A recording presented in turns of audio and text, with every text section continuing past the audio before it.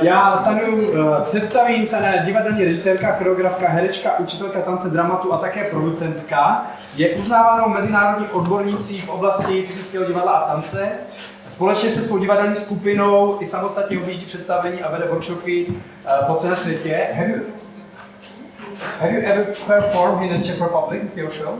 No, actually no. It's a pity. We performed all over the world. Tak zatím v České republice ještě nikdy nevystupovala, snad nikdy. Říkala, že to je velká škoda. Mimo jiné současnou prezidentkou IDEA, což je Mezinárodní asociace vlastně divadel a vzdělávání. A my se teď budeme bavit o ekologii duše, na své originální metodologii založenou na rozvíjení tvůrčí potenciálu každého jednotlivce prostřednictvím uměleckého procesu. Zní to velmi mysticky, ale uvidíme. Jak už jste mohli slyšet, tak celý ten blok bude v angličtině, tak doufám, že si s tím poradíte. Když tak můžete odezírat z tance, doufám. Are you ready to dance today? Yes, of course. I feel very comfortable here, actually. This is a very nice theater. I would like to perform here. It's very intimate. Okay. It's a good. Thank you so much, and get started. Oh, thank you so much. Well, I prepared the text because I thought if there is a possibility for somebody to translate, you can follow the text easily. But let's try like this. If you don't understand, you can go for a coffee. I will not be angry about that. I just want to say that it took me a while to get here. It was a 12-hour drive from Belgrade. And it was raining in the end, so it was not so easy. But I'm very, very happy to be here, and I thank the organizers of this wonderful conference that they invited me to speak to you today. So, as you see, my name is Sanja Krsmanović Tasić, and this presentation is about actually the methodology of ecology of the soul, but also I was really thinking about the theme of the conference and thinking, what is talent? What is talent? So, what is talent? I want to see, do we all have it? Do we all have actually talent? How is it manifested? What are the benefits and profound qualities to our life well-being or being in this world that are brought out by arts education? That is a field I am very much devoted to as being the president of the World Organization for Drama Theatre Education, but also we have a big alliance called the World Alliance for Arts Education. And we have people who are interested in music education, dance education, and visual arts education there. So we are all working together on the world level to bring arts education as much as possible to the schools. And how does creativity actually shape our lives? How can we become better people through creativity, through practicing art, through learning art, different art, in any field. I really don't, my specialty is performing arts, but I believe that all art forms are so important for this world, especially for children and young people. I will try to present this, like actually as an artist it's hard for me, I'm a little bit everywhere, so I try to really make a kind of three streams, three rivers. One is the river of methodology, teaching, and the third one is of art. And these are all these streams that flow through my life. They sometimes intersect, they maybe flow into each other, but they're all connected. What I can say, when I was a little child, I feel that personally we have to be very much, involved, and we have to really feel on our own skin something that we want to practice later in life.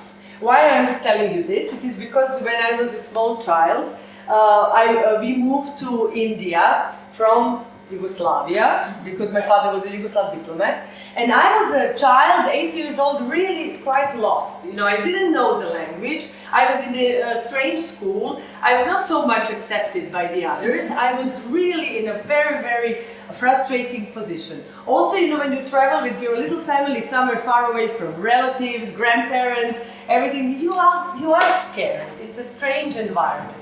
So what helped me? It was drama and theater education. I was lucky to have a teacher, drama teacher in the school, who worked with me, who involved me with all possible aspects of our drama work. And I fell completely in love, and this was something that I could feel was for my well-being, for my healing, for my adaptation to the new reality, for my practicing of English, that I can speak English to you and then speak, even though it's not my native language. My native language is Serbian. So this is a photograph from a FAST festival, Children's and Young People Festival that I'm developing, and it's called Mater Terra, but I will talk more about it. So it was this, I was a dancer, I was a little dancer, but then I met drama education, I encountered it in the best way, and I thought, aha, this is something that really helps. I can say that when I went back home, I continued to be a dancer. But then the war broke out in my country, Yugoslavia, and somehow I felt my dance was not enough to express all that I wanted to say against the war. I knew I want to be an artist activist, but dance was too abstract. And the lucky thing in my life is that in 1993, in the middle of the war, as a young dancer and choreographer and dance teacher, I met a theater laboratory group called Dah Theater. Dah means breath. And it's actually quite a famous world group. It was founded in Belgrade by some women directors. But I joined this group, and for the next 21 years I toured the whole world and had the absolutely fantastic possibility to work with famous masters in the world, Eastern Laboratory Theater, or in the world stage, world theater stage. So this is, for example, a scene from a solo I did. It was the first solo of that theater called Dancing with Darkness. And I have this tied up hair. You will see later as a photo when I turned out the hair, and that shows my freeing, because I felt in the first years of the war completely suffocated. I didn't have a voice. There were so many lies in the media about the war, that Serbia is not in the war. Of course we were. And it was something that I felt so, and art was the way for me to free myself and to find my voice and to scream about the people in Bosnia, to scream about Sarajevo, to scream about all the other parts of my country that was tearing apart in the bloody war. So this is, for example, now quite an iconic image, because some people chose it for the cover of some books. They wanted feminist organizations really like it, but I feel that it's a part of my history. But also parallel with my work as an artist, I just continued teaching.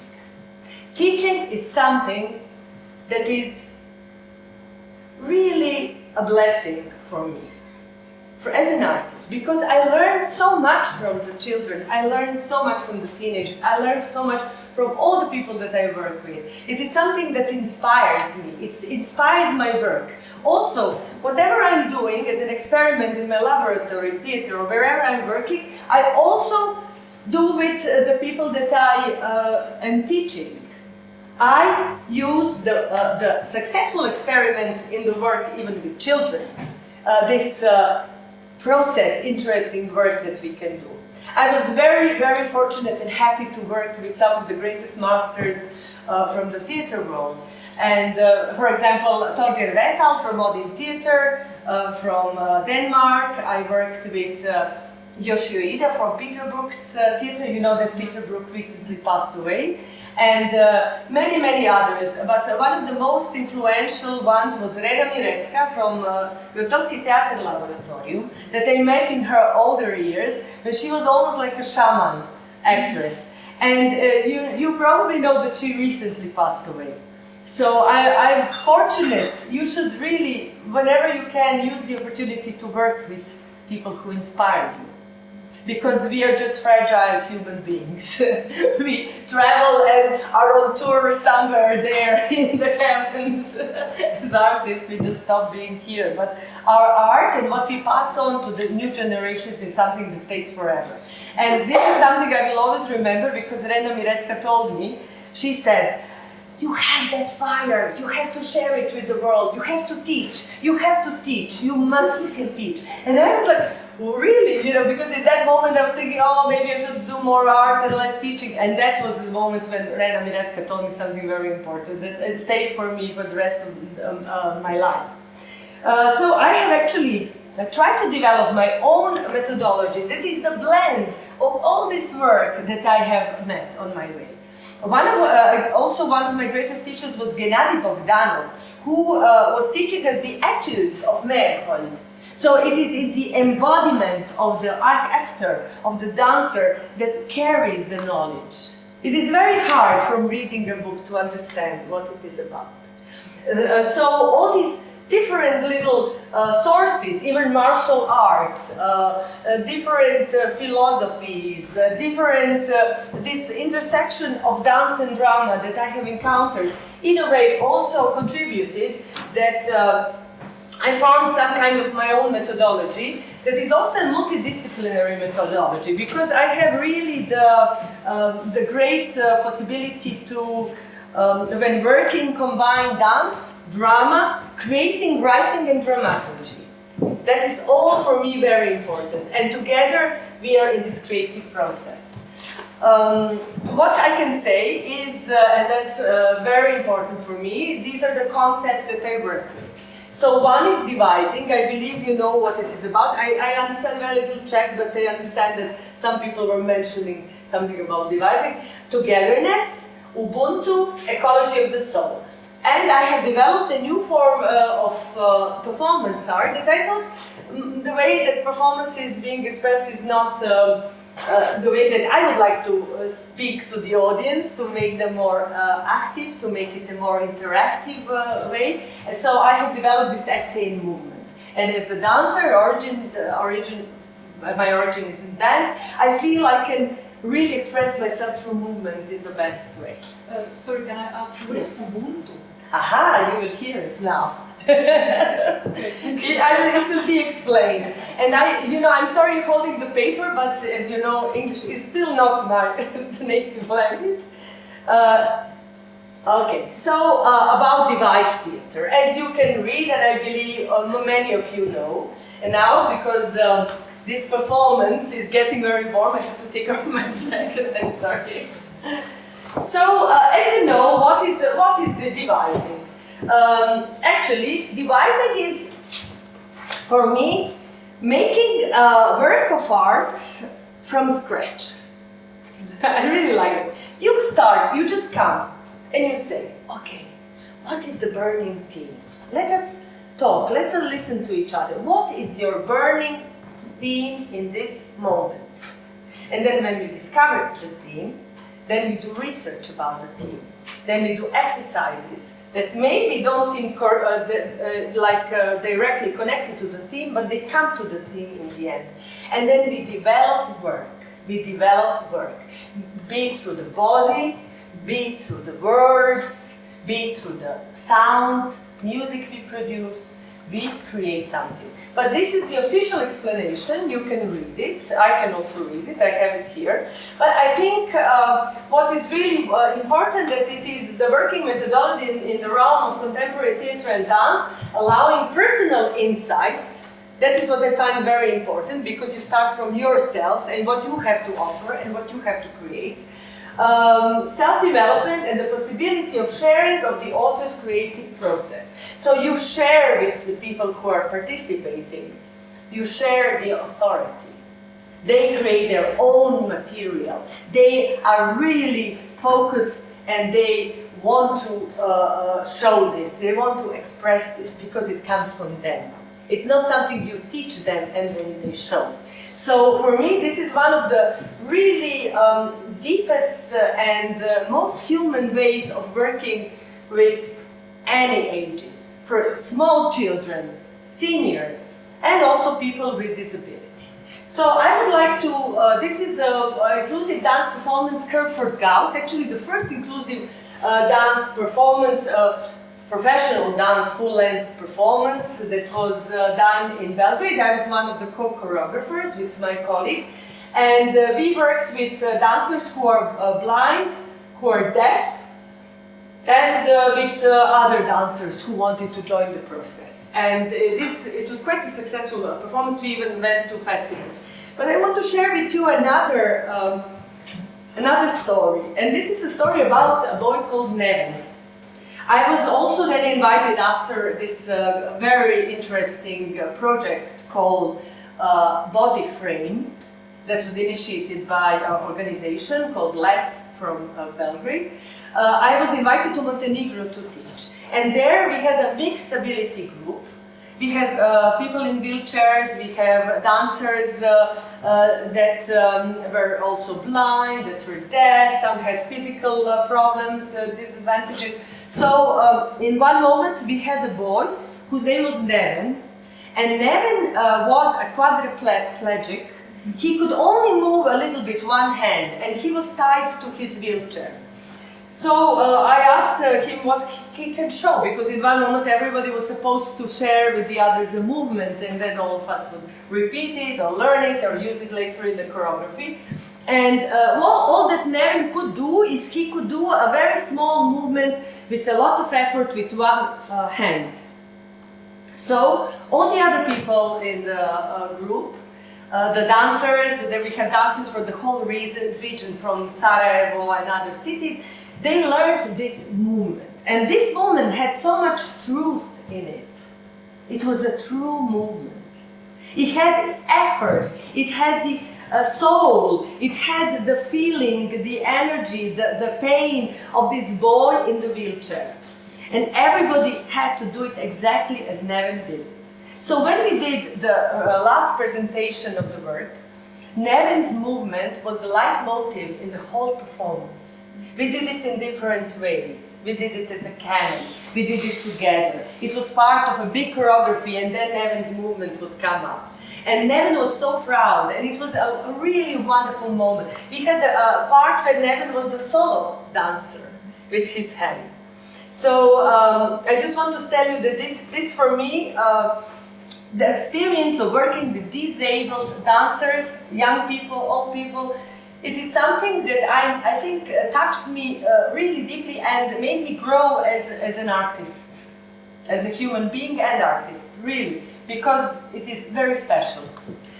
So this is also part of the Body Frame project from some workshops. Also, this is one of the free improvisation dance part. This was from Montenegro, and this is just from another dance work from young dancers from Belgrade that I try to support also and show what they do, what wonderful work they do. So I can now say something about what I find very much really important in the work.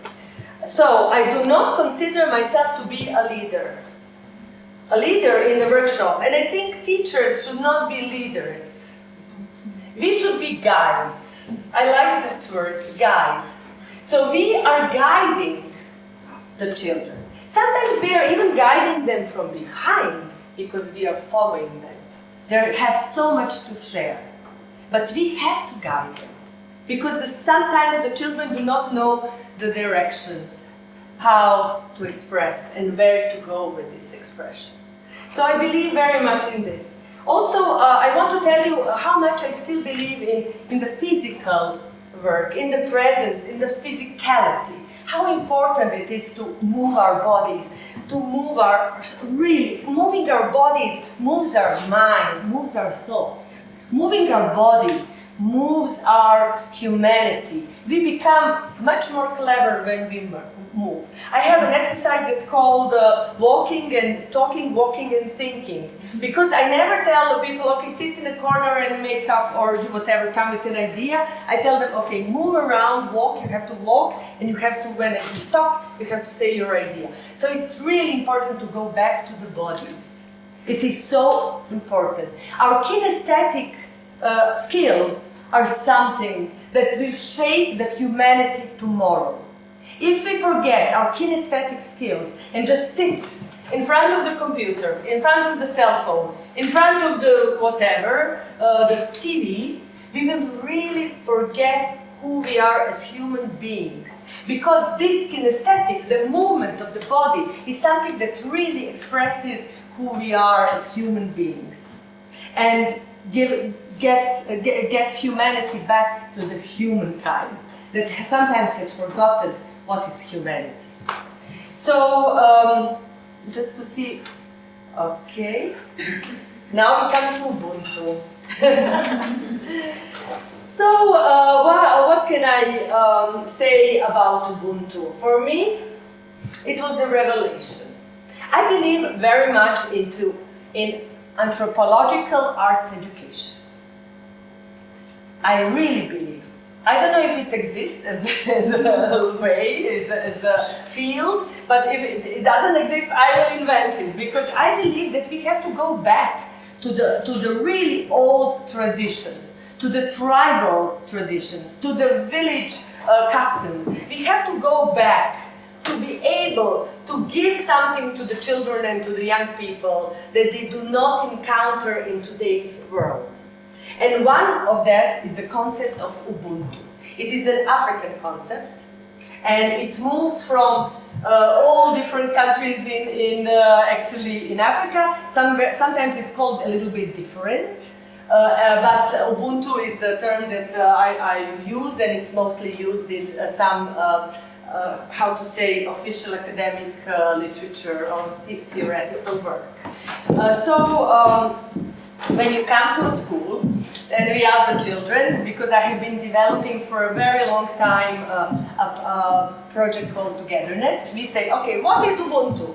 And there is always some little boy with the glasses, a little shy, with freckles or with this. And he said, I know, and everybody's like, wow, he knows, he's the nerd. He's the nerd in the class, he doesn't know anything. It's surprised that he speaks. So he says it's a free computer system. It's a system that can be shared because he's into computers and he knows more than those bullies in the class. So he says it is a free, and it is true, they took the word for this free computer system. But what is the point of it? It is the main point of Ubuntu, it is humanity for others. So not humanity for me, humanity for others, for the whole tribe. They say that means my humanity is bound up inextricably with yours. When I dehumanize you, I dehumanize myself. And this is the old saying I believe you have in the Czech Republic. It is something in Serbia, and it says something like, don't do to others what you don't want to be done to you or yourself. This is about belonging. It is about thinking of the school system as a holistic place, as a tribe. You have to have the children think that the class that they are part of is a tribe, that they have to help each other, that they have to support each other, that they depend in this tribe of each other. And what they say, there's a beautiful saying, it is, how can I be well when all the others around me are not well? I think this is such an important sentence. And there is a wonderful story that some anthropologists found from some research. This is the story about a group of African children and some anthropologists who came, and they told them, okay, there is a basket of fruit and some sweets under that tree. The child who runs the quickest to that basket will get all the fruits and all the sweets. And the children in the African tribe, they took their hands together and they all ran together. And they shared the basket. And then the anthropologists asked them why. And they told them exactly this. How can I be well when the others around me are not well? So we all share the fruit. So this is a story. You know that children love stories. They love storytelling. And you just tell them this little story. And they start to think differently. They really start to think differently. Because there is so much competition in this world. We are training our children to compete in every way. And is competition good? Is it really great that I say, I'm better than you? I'm bigger than you, I'm stronger than you, I'm cleverer than you, I can do this and I can do this and you can't. No, no, we should teach the children that we have to inspire each other, we have to support each other, we have to all grow together. Even the children with disabilities, and especially children with disabilities, because children with disabilities have so much to learn and teach, actually to teach the children without disabilities. There's so many things they have to learn from them. Okay, so this is Ubuntu. This is about actually something about the project that was called Togetherness. And we went into all these schools. Sorry, I will talk actually later about Togetherness. So this is the way how we go. We moved, because of my theater group in 2014, I left the theater group that I was part of for 21 years, DACH Theater, the famous theater laboratory, that we traveled to New Zealand, I even taught in Mongolia, I performed in Mongolia, when they didn't have any contemporary theater, or America, many tours in America, all over. So I decided in 2014 to leave the group because also I wanted to direct more. I was very much interested in directing, and also I wanted to do a lot of educational work. This was my passion. And then I formed a group called Hleb Theater. Hleb means bread. Mm-hmm. So my group is Hleb Theater, and we are doing a lot of theater in education projects. You know what is theater in education? It is when a theater group goes into the school and does an interactive performance or some kind of performance for the children, but in their environment, including the children very much in this process. Because I also in 2014 became the president of our Serbian Center for Drama and Education and Art, that is actually a member of IDEA. So Center for Drama and Education and Art, CEDEUM. This organization was in 2009-2010. It was part of a huge research project called DICE, Drama Improves Key Lisbon Competencies. It's a long title. But what we were researching is how drama, theater, arts education can improve some competencies with the children. How can children really learn better, be more constant in school, develop language skills, develop interpersonal communication and so on. So we studied all these skills and we found out that actually drama does improve all of them. But what we found is that there was another skill that was not put, and with our influence and with the influence of others, it was also put in the competencies. It is how they can become more human. How can the children develop more humanity in themselves? Empathy, humanity, all that. So we have really found out that it is so important that drama, theater and arts education develops humanity. And it should be one more competence that is there. So you can read this. I'm not going to spend time reading text. I was trying to put more visual material. So we come to the Mater Terra Festival. And Mater Terra Festival is for me a very important festival because exactly from the reason that I told you before, I realized when I became president of CEDEUM that there is a lot of children and young people's festivals in Serbia, but all of them are competitive. All of them are festivals where there is the first prize, the second prize, and the children come to compete. So I developed an alternative festival called Mater Terra Festival, and this festival is actually a festival that I wanted to find themes that would be an obligation for the drama. It's usually we have drama groups in schools, and we have also drama studios. So it's an invitation to all children and high school kids that they can perform and show their work. So the whole thing is that they have to deal with the term ecology. That's the theme, ecology, that I find very important. And then I was thinking, what is this other theme? I didn't want to use too many words, because for me the other theme is human rights, tolerance, empathy, and so on and so on, that we all know what is important. So I said, it could be ecology of the soul.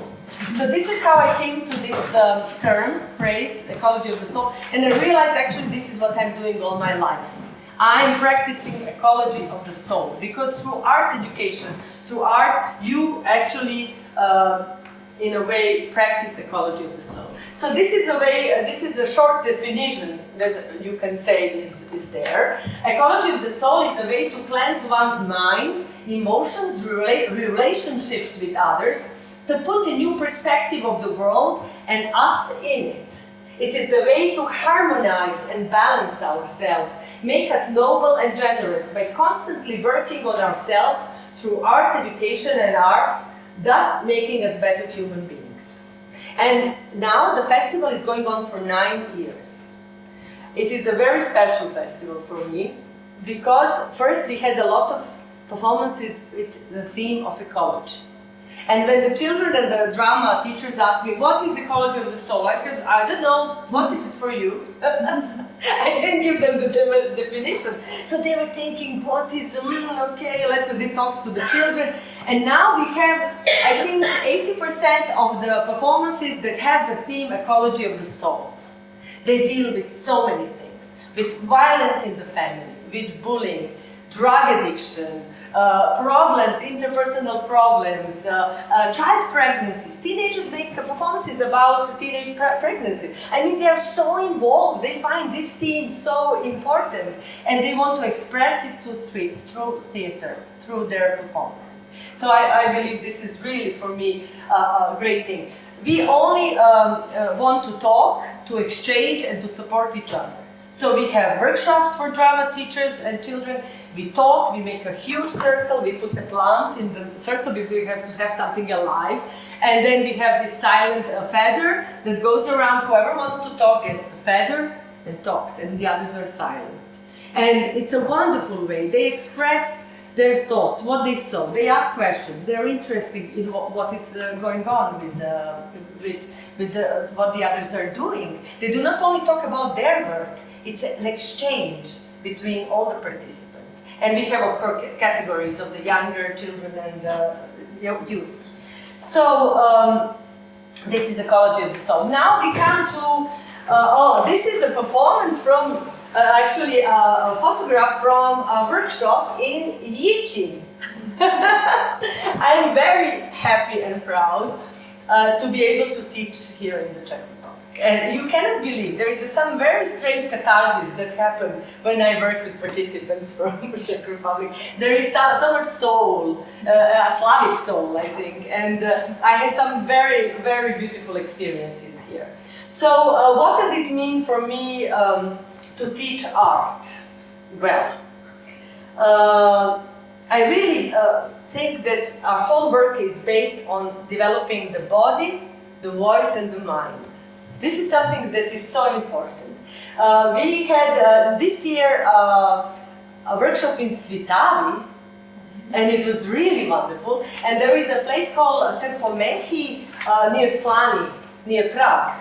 And this is where I also was teaching many times, and I will teach next summer. I'm very happy to be able to know that I will come again to teach here.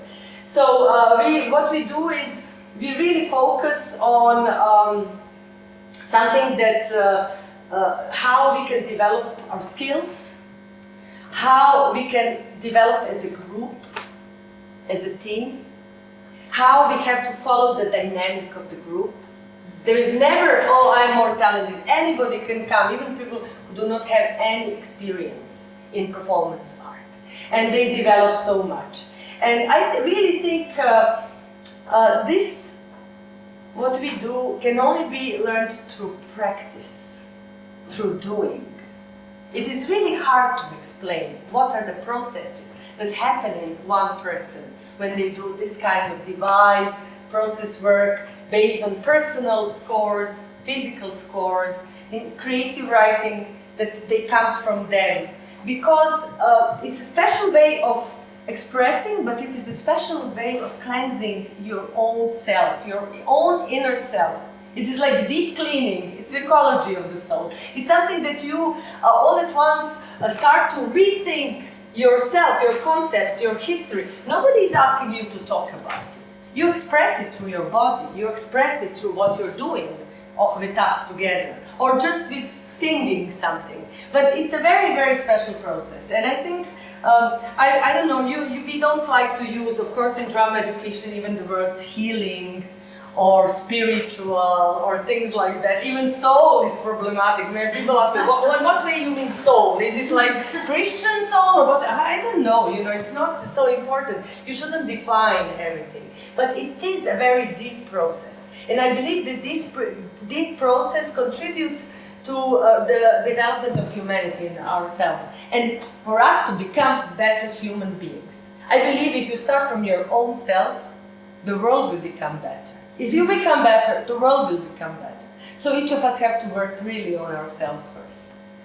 So for me, I think that workshops are above all a group experience.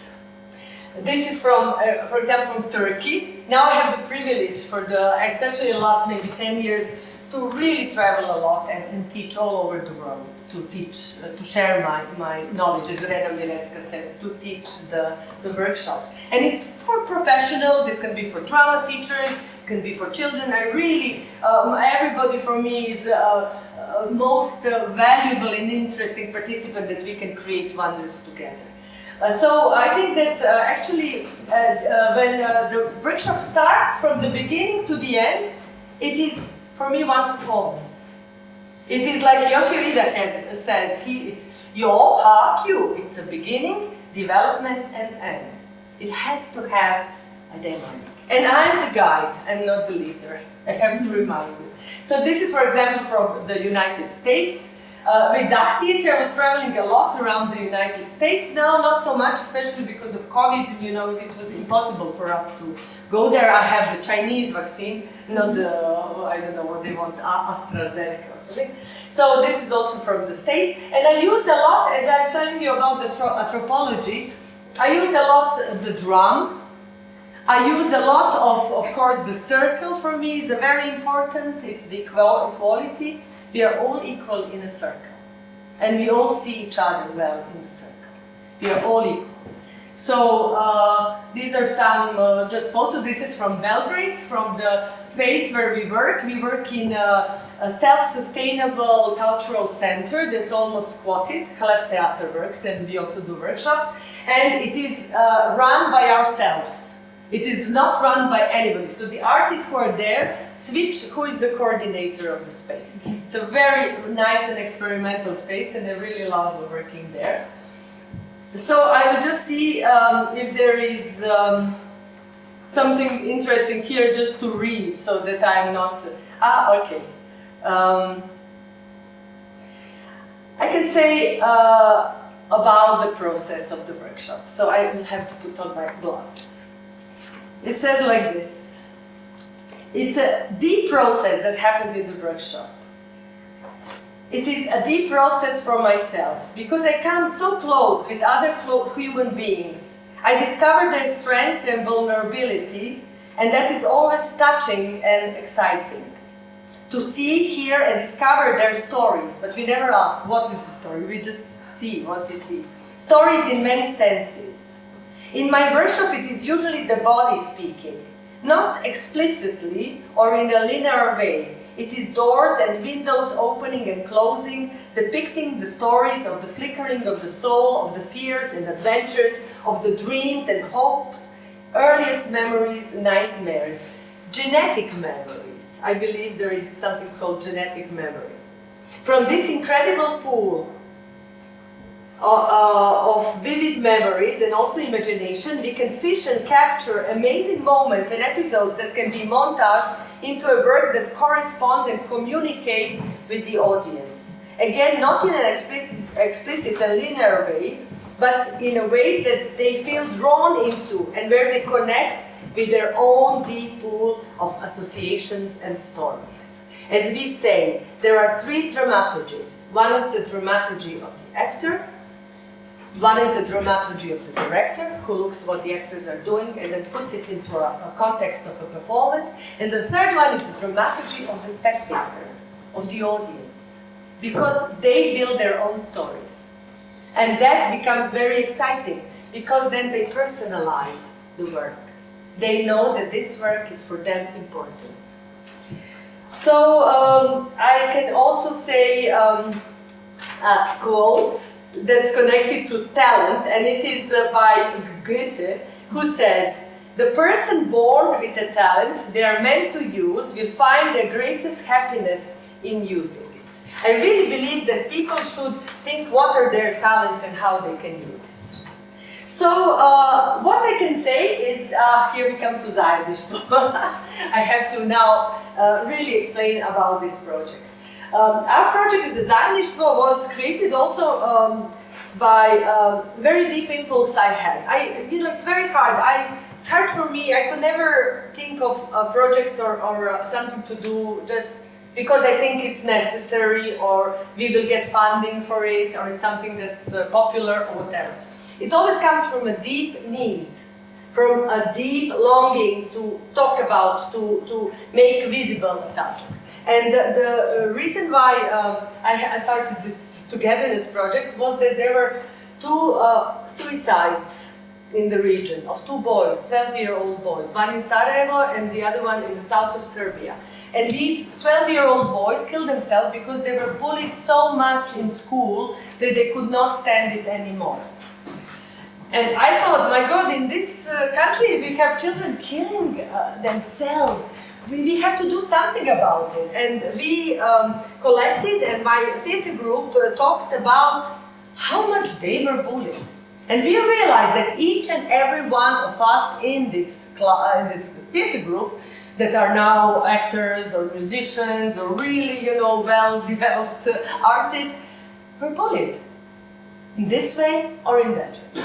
So that was for me fascinating. I was really shocked in a way, because I thought, oh yes, I experienced some bullying, but then when we talked about, so we created zajedništvo, first without any money, and then later we got some money, and we even did the research on the project. That's even really important. And the point is that we created some performances for the children. This is a 10-minute performance. And it's about 3 girls bullying a boy, and it's physical bullying. And I think the best part of the performance was at the very end, because it's really physical. They do all these kind of things, and he tries to be nice, and he has glasses, and he has a little backpack. And then later, what happens was that the moment that this actor, the actresses leave. And we are behind the kids, we are near the tables. And what we do is we start to make a rhythm, very simple rhythm. Like. And the actor reacts to the rhythm. And we ask the children, only with our eyes, to join in. And all the children join in. And you hear this beat. And the actor reacts to the beat, like somebody's beating. He repeats the physical score from before. And then we stop. And he's lying on the floor. He gets up, he takes his glasses that the girls have thrown, and he angrily leaves the space. There is silence. It's teenagers, they like to talk. It's 12 years old, 13-year-old. They are completely frozen in the moment because they realize it is their responsibility, it's our responsibility that somebody is beat up. You can be just a silent witness. This is who we focused on, the silent witnesses. The children who are just there and they're looking, it's just happening, and there are more of them than the bullies. There are 20 of them and the bullies are just 2. And they are like, oh, I'm not looking, I don't see that.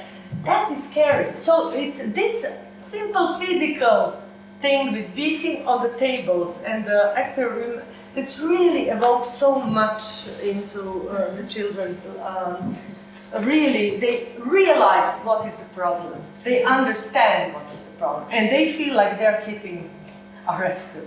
It's really a very, very strong moment. So then we have talk with them, then we do a drama workshop with them, and the children also do work. And they expressed the episodes of bullying in the school, what happened in their class, just last week or something. So what we did was, the next project that we did as part of Togetherness is, for the first time, I don't think there's too many theater and education musicals. I decided, I was thinking, wow, how can you get to the older now children, you know, like 16, 15, very crazy years, 14, you know. So I thought, they listen all the time to music. They had the earphones, isn't it? They listen, they know their songs, they know all the songs by heart. We will talk to them through music. And I'm very fortunate that my close collaborator is a musician and composer. So we made an interactive musical. We went into the schools where we sang, where we danced, where we told them about bullying through the song. And they really got the message, because it starts in a very fun way and then it gets really serious. And they understand how serious it gets, because it's about a girl who wants to commit suicide.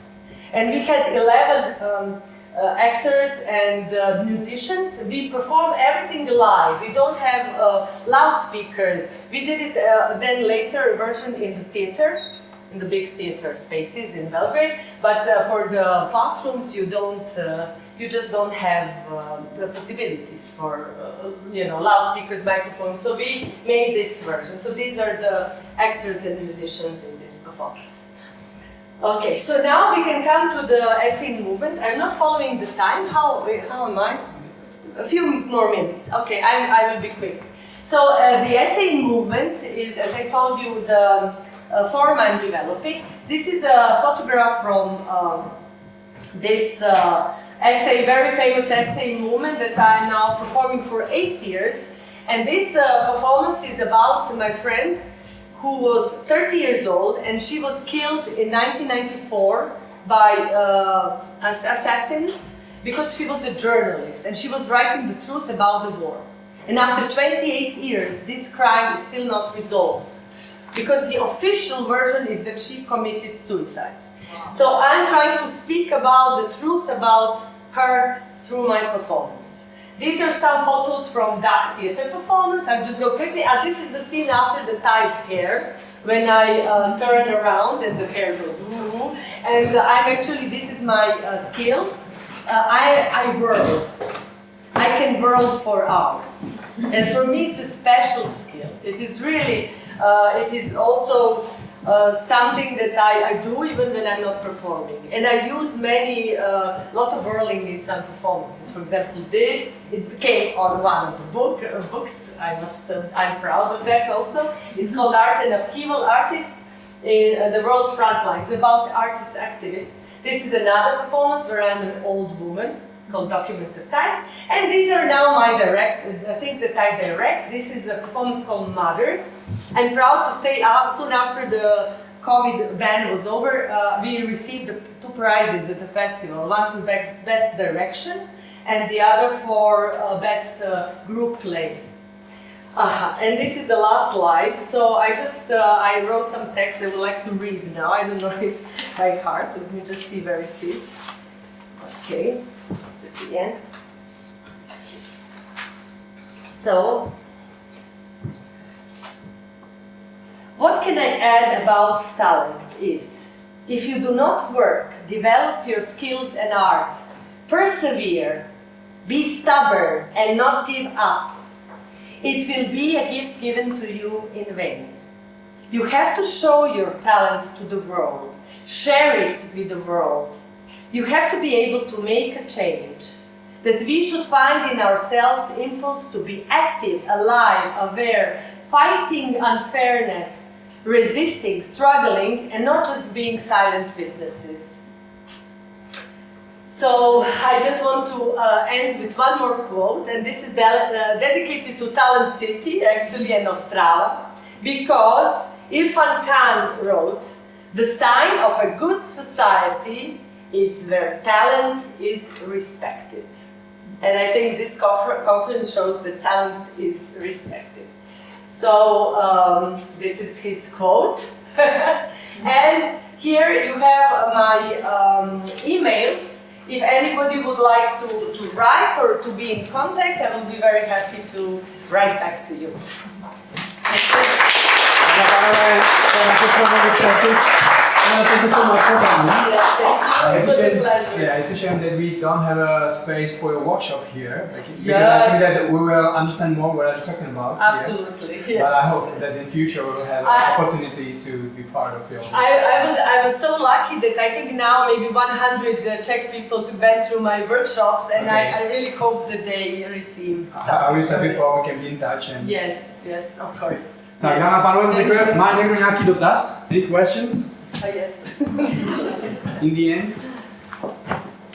No, I just would like to thank you for this absolutely inspirational talk that was so filled with so many inspiring things, and I think that Ostrava really needs that to develop and open itself more to creativity that relaxes, moves from left hemisphere to the right one, and bringing peace in the end. Yes.